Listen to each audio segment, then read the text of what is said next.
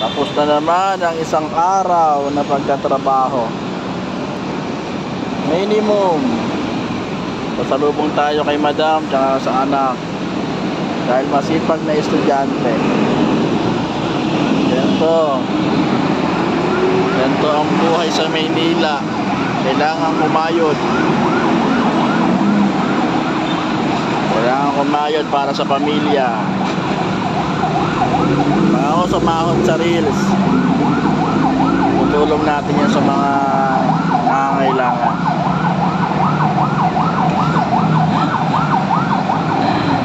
Ayan po ang sitwasyon. Yan. Si Jollibee oh. Buti pa si Jollibee. Laging masaya. Laging masaya si Jollibee. Okay guys, bye bye. Uwi na si Isdawan. Ayan po. Ito lang po ang natira sa sahod natin.